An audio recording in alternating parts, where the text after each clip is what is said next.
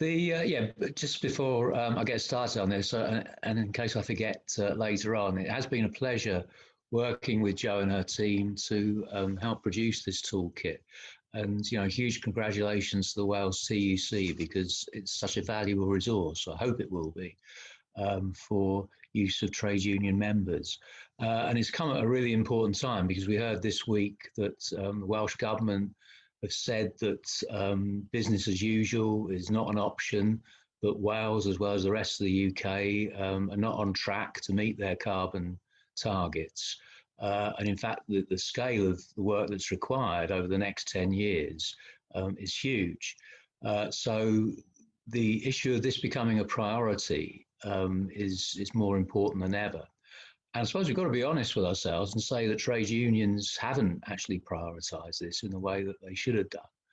I mean, if you go on the average trade union website still, there is very little reference to this. And that's why, it's a tribute to Wales TUC that this resource has been published because, it's something that, although it's specific to Wales, can be used more widely. And we shouldn't forget that it was 2008, 2009, the last time a set of materials like this was produced by the British TUC. So you're talking about 11 or 12 years ago, and it's badly in need of an update. The importance of Green New Deal bargaining can't be overstated here. It is a relatively new thing. And there's a long way to go. But the purpose of actually putting this in a trade union context was to actually make the point that unions need to be at the heart of this, and not just at national, regional level and at sector level, but from the workplace upwards. And so that's why, as you say, Shav, this is a grassroots thing as well. And so union reps and branches are going to need to explore this toolkit to see what is appropriate for them and how they can use it most effectively. And as Jo indicated, it is designed to be used flexibly. The issues that we've put into Section 3 represent, I suppose, some of the main things that reps are likely to be engaged with, whether it's energy management or waste or transport. But, there are others as well. And, there may be a need to actually go further than the toolkit to identify sources of information that people will find useful.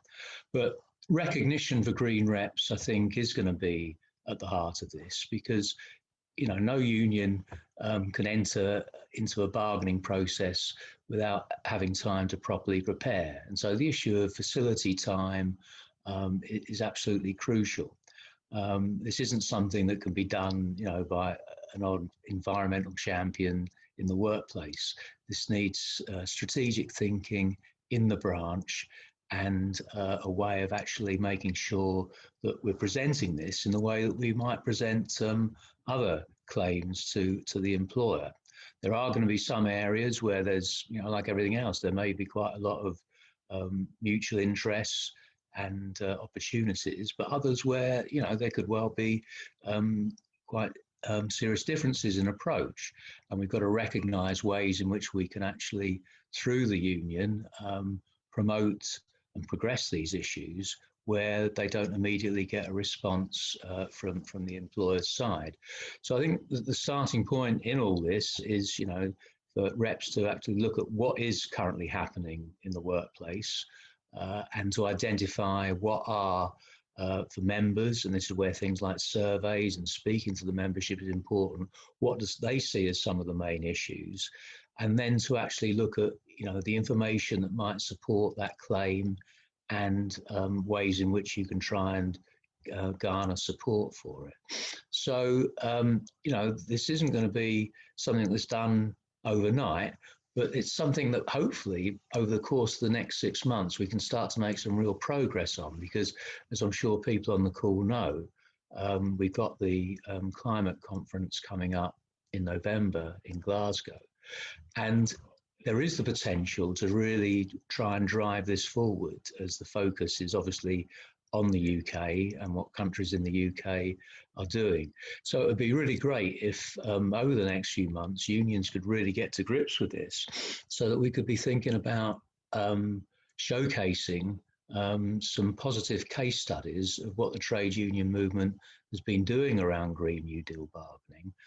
Because, I think this is the way forward. This isn't something that's going to be handed down to us by the employers or by government, and to think that we're going to get the kind of measures put in place that reflect what we've been talking about when we say just transition.